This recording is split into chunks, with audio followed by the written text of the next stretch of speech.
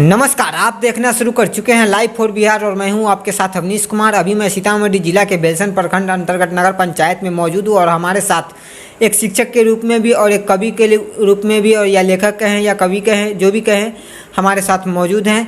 और इनका जो परिचय हम बताने से पहले आपको हम बता दें, इन्होंने सैकड़ों कविता लिखा है जो कि अन्य अन्य रचनाओं में या साहित्य रचना में हो या अन्य तरह प्रकाशन में हो, सभी जगह प्रकाशित हुई है। और अभी जो 2 पुस्तकें आने वाले हैं उनसे भी जानेंगे हम खुद कि कौन सी पुस्तक आने वाले हैं। तो सबसे पहले हमारे चैनल में आपका स्वागत है। आप अपना पूरा परिचय हमारे दर्शकों को बताएं।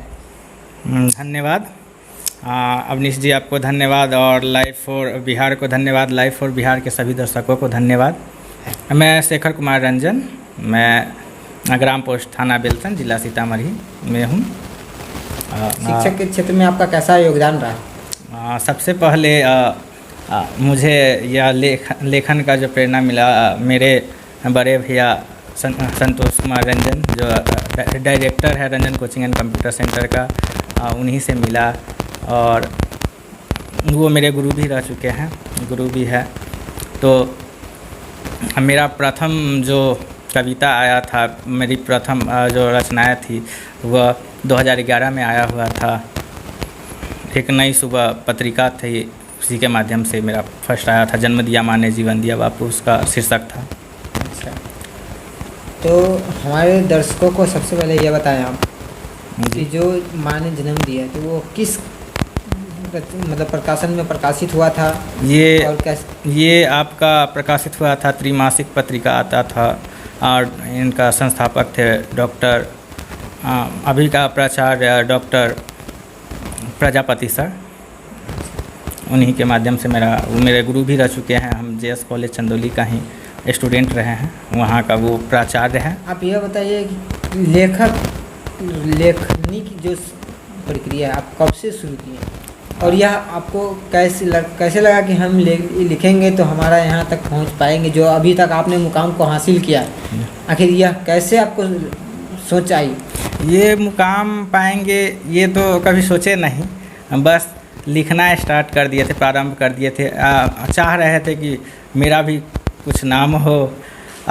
यह शुरुआत है, एक तब की बात है कि एक टाइम था कि एक कार्ड था, कार्ड पर बहुत लोगों का नाम था, मेरा नाम नहीं था। तब हम सोचे कि अरे मेरा नाम भी होना चाहिए, ठीक है।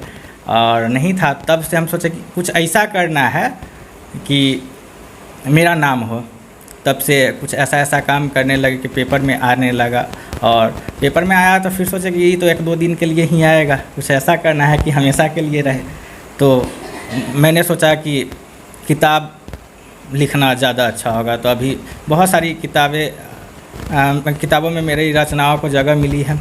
और अभी खुशी की बात है कि मेरी हाल ही के दिनों में 2 किताब प्रकाशित होनी है, एक जीवन दर्पण और चमक नाम से। तो यह बताइए, जीवन दर्पण एक जो बोले हैं कविता प्रकाशित होने वाली, वो पुस्तक है सर। इसका कुछ सारांश आप हमारे दर्शकों को सुनाने की। जीवन दर्पण का जीवन दर्पण में जो है उसके बारे में मैं आपको कुछ बताना चाह रहा हूँ, दिखाना चाह रहा हूँ। अभी हमारे साथ जो कवि बने हुए हैं उन्होंने अपना एक कविता का जो सारांश है वो हम लोगों को सुनाएंगे। और यह कविता आप लोगों को कैसा लगा आप हमें कमेंट जरूर करके बताइएगा। क्या सर कुछ बोले थे कविता? जीवन दर्पण में मैंने उसमें बहुत सारे लेख और कहानियाँ को जगह दिया है। और चमक जो है, इसमें एक कविता संग्रह कह सकते हैं, कविता संग्रह के जैसा ही है। तो चमक का एक कविता मैं पढ़कर आप लोगों को और आपके दर्शकों को सुनाना चाहूँगा। उम्मीद है कि मेरी कविताएं उन्हें बहुत इंस्पायर करेगी, अच्छा लगेगा। धन्यवाद। कविता का बोल है, मेरी ये कविता है, कविता का शीर्षक है माँ याद बहुत ही आती हो। ये कविता मैंने तब लिखी थी जब मैं घर से दूर पढ़ने फर्स्ट बार पटना गया था। इस टाइम हर बच्चा यहाँ गाँव के माहौल से जब बाहर पढ़ने जाता है घर परिवार से दूर जाता है तो अपनी माँ को किस तरह से मिस करता है, उस पर मैंने कुछ पंक्तियाँ लिखी थी। उस पंक्तियों को मैं आप लोगों के समक्ष रखने का प्रयत्न करता हूँ। इसमें कुछ त्रुटियाँ होगी तो उसके लिए मैं क्षमा चाहता हूँ, क्योंकि मैं बड़ा कवि या लेखक तो नहीं हूँ। मैं तो अपना एक पैर आगे बढ़ाया हूँ इस ओर में। अब आप लोगों का प्यार आशीर्वाद की ज़रूरत है, बिल्कुल आगे बढ़े। तो कविता का बोल है, यह कविता अपनी माँ से दूर रहकर पढ़ाई करने वाले बच्चों के दर्द को बयां करती है, जो उनकी माँ को समर्पित किया जाता है। यह बच्चे पहली बार शहर जाकर पढ़ते हैं और अपनी पहली बार माँ से दूर रहते हैं तो किस तरह क्या सोचते हैं, उनको उन बातों को मैंने अपनी लफ्ज़ों के माध्यम से बताने का प्रयत्न किया। अपने कविता के लाइन में इसे पिरोने की कोशिश की है।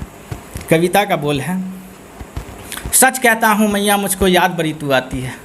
सच कहता हूँ मैया मुझको याद बड़ी तू आती है। सुबह ना आती शाम ना आती सपनों में तू आती है।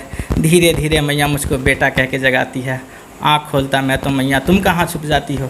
विकल होकर तुम्हें ढूंढता जब तुम ना मिल पाती हो। आँख में अश्रु धारा है माँ फिर भी क्यों नहीं आती हो। सच कहता हूँ मैया मुझको याद बड़ी तू आती हो। सच कहता हूँ मैया मुझको याद बड़ी तू आती हो। बस माँ तू यही कहती थी एक निवाला और सही। बस माँ तू यही कहती थी एक निवाला और सही। नहीं नहीं कहने पर जब तू डांट कर मुझे खिलाती थी, वो सारी कही पुरानी बातें याद मुझे आ जाती है। सच कहता हूँ मैया मुझको याद बड़ी तू आती हो। सच कहता हूँ मैया मुझको याद बड़ी तू आती हो। बेटा बड़े होकर तुम पढ़ने चले जाओगे माँ से दूर कहीं, वो सारी कही पुरानी बातें याद मुझे आ जाती है। सच कहता हूँ मैया मुझको याद बड़ी तू आती हो। सच कहता हूँ मैया मुझको याद बड़ी तू आती हो। यह जो कविता आपने हमारे दर्शकों को सुनाई है, ये तो काफ़ी भावनाओं को विलुप्त मतलब आघात करने वाली कविता है। जो भी बच्चे अपने माता पिता या गार्जियन से दूर होकर अभी शिक्षा ग्रहण कर रहे हैं या जो अन्य कार्य क्षेत्र में हैं, चाहे जो अपने माता पिता से दूर शहर किसी अन्य शहर में भी रह रहे हैं, अगर यह लोग दर्शक हमारे कविता को सुन रहे होंगे तो ज़रूर एक बार अपनी माँ को तो ज़रूर याद करेंगे। और आप ये बताइए कि जो अभी एक कविता आने वाली है, जी जी, कविता या लेख जो भी आप कहें, जी जी, वह कौन सा है और कितने दिनों बाद आने वाली है? ये लगभग मेरे ख्याल से यह 3 से 4 रोज में आ जाएगी। उम्मीद है कि आप लोगों का भरपूर प्यार मिलेगा। अवनीश जी आपका, लाइव फॉर बिहार का और यहाँ का जितना भी दर्शक है सभी का इस पर बहुत ज़्यादा प्यार मिलेगा और बड़ों का आशीर्वाद मिलेगा, मैं यह उम्मीद करता हूँ। और विशेष क्या कहूँ, किस तरह की कविता है इसमें मैं बताना चाहूँगा इसके माध्यम से, जैसे कि जीवन दर्पण जो है, जीवन दर्पण में मैंने किस चीज़ को ध्यान में रख कर किया है।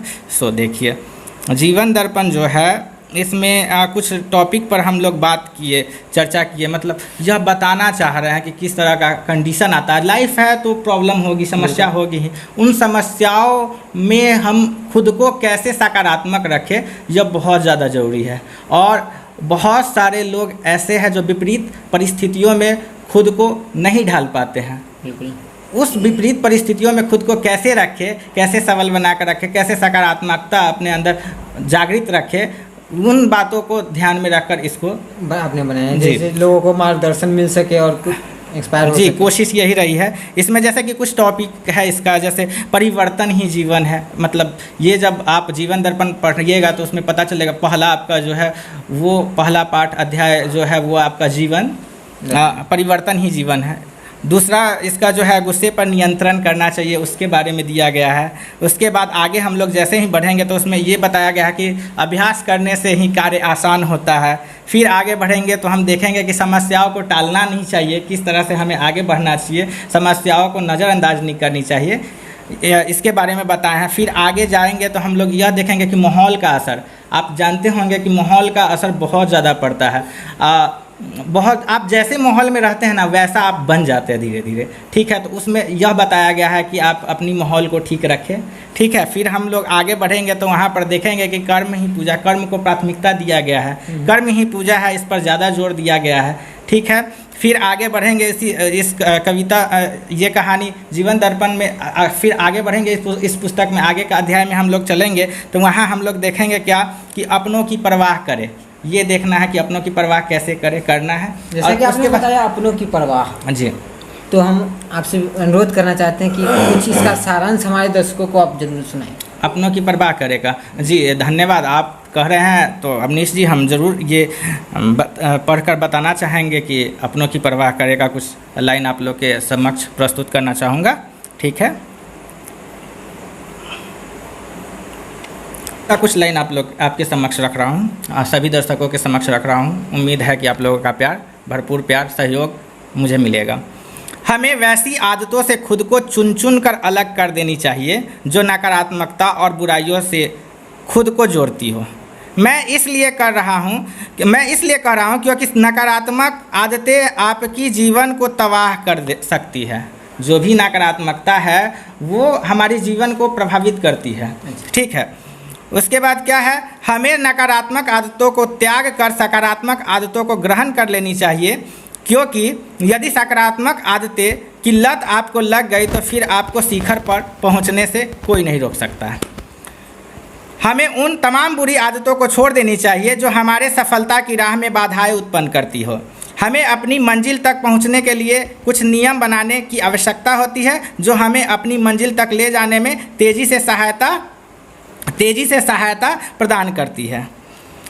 अब मैं बहुत सारी कड़वी बातें करूंगा जो हो सकता है कि आपको सुनने में शायद अच्छा नहीं लगे, किंतु मैं खुद को सच बोलने से नहीं रोक पा रहा हूं। मैं बस आपसे यह पूछना चाहता हूं, आप लोग कैसे यह कर सकते हैं? अब आप अनजान की भांति कहेंगे क्या किया है मैंने, तो मैं पूछूंगा कि आप वैसे लोगों की परवाह करना क्यों छोड़ देते हैं जिन्होंने सदा आपकी परवाह किया है। बिना कुछ भूले उन लोगों की परवाह कीजिए जिन्होंने अपनी परवाह किए हैं, जो आपकी परवाह की है, जिन्होंने आपकी जीवन को सुसज्जित करने के खातिर खुद की जीवन के साथ समझौते किए हैं और अपनी सपनों को अधूरे छोड़ अपनी सपनों को पूरा करने में कभी न चुकाने वाली सहायता की है।